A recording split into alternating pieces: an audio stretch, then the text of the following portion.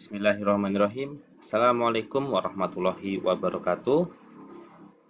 Pada video ini, saya akan mencoba untuk menjelaskan mengenai pengertian dasar kependudukan.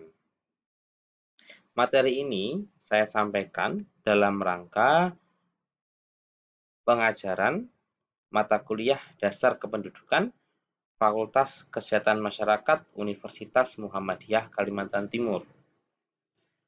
Berbicara kependudukan, maka ada term lain, ada istilah lain, yakni demografi.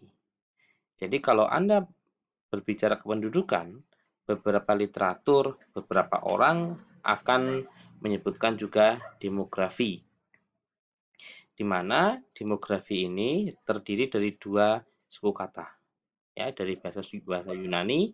Yang pertama adalah demos, dan yang kedua ada graphein. Demos ini artinya penduduk. Jika graphein ini artinya menggambarkan atau menulis. Jadi ketika kita menggabungkan adalah ilmu yang menggambarkan terkait penduduk. Ya, terkait penduduk, terkait populasi.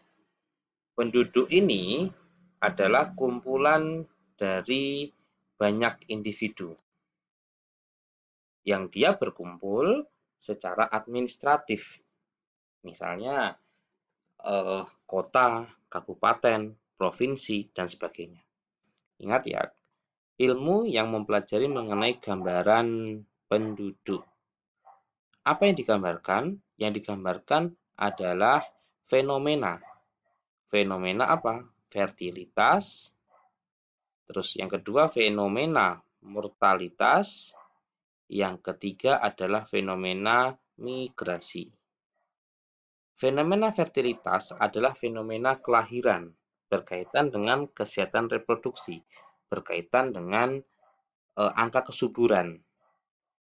Kalau mortalitas, ini berkaitan dengan kematian di populasi atau di penduduk. Migrasi, ini berkaitan dengan perpindahan penduduk. Di mana ketiga hal ini dapat mempengaruhi perubahan struktur penduduk.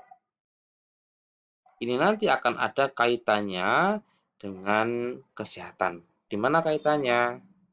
Mari kita lanjutkan pemaparannya.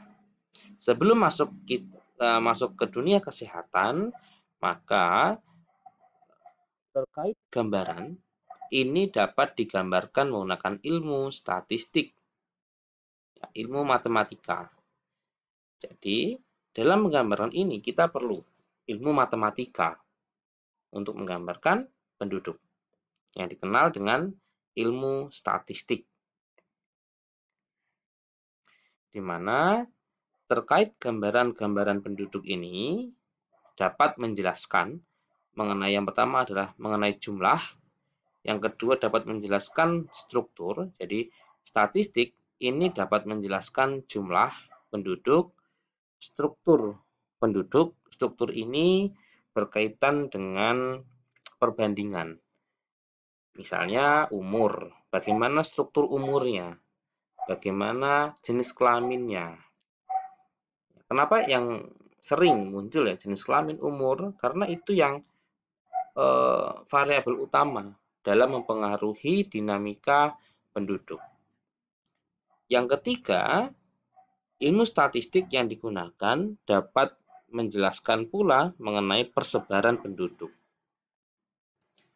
Persebaran penduduk ini nanti juga akan berkaitan ya dengan dunia kesehatan, berkaitan dengan ekonomi, politik, dan sebagainya. Selanjutnya, apa manfaatnya sekarang? Manfaatnya dalam kita mempelajari ilmu demografi, ya, di mana ilmu demografi ini mempelajari terkait perubahan struktur penduduk, yaitu kita dapat mengetahui bagaimana distribusi penduduk. dalam sebuah negara, jika kita tahu mengenai distribusi penduduk, maka bisa dijadikan dasar mana tempat-tempat yang perlu menjadi perhatian. Yang kedua, bagaimana komposisi penduduk.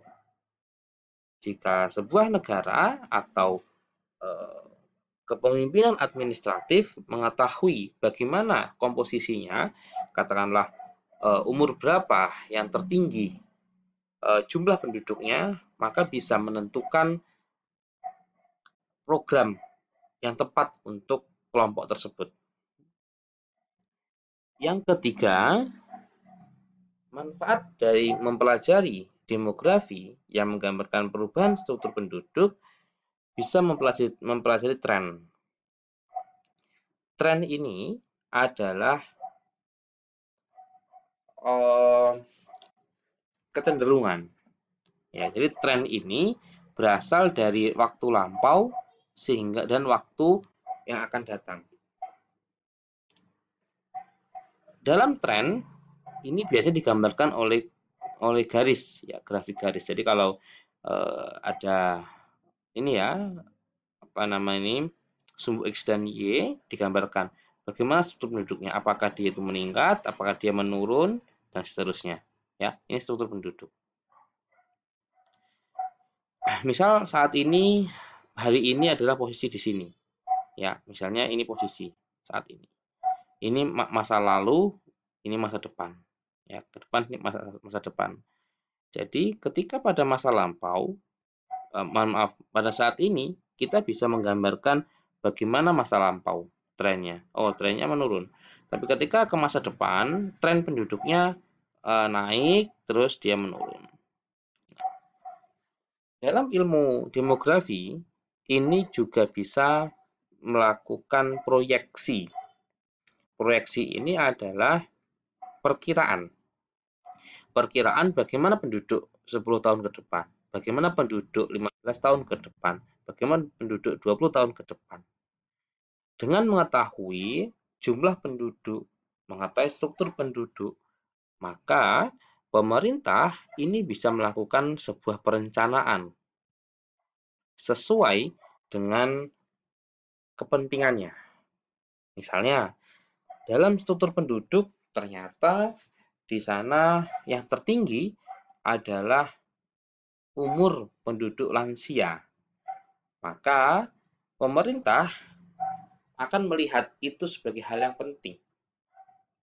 Gitu ya. Jadi demografi ini berkaitan dengan perencanaan.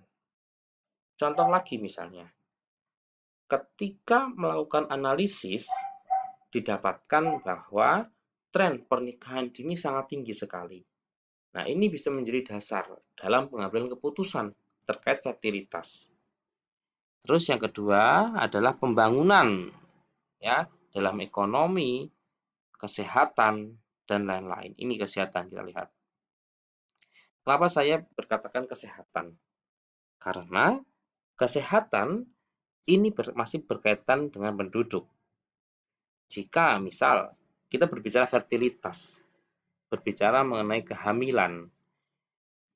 Contoh, ketika ada orang tua melahirkan yang jarak anaknya itu saling berdekatan, bayangkan bagaimana seorang orang tua mengatur stres, mengatur diri, ya, manajemen stres, ya.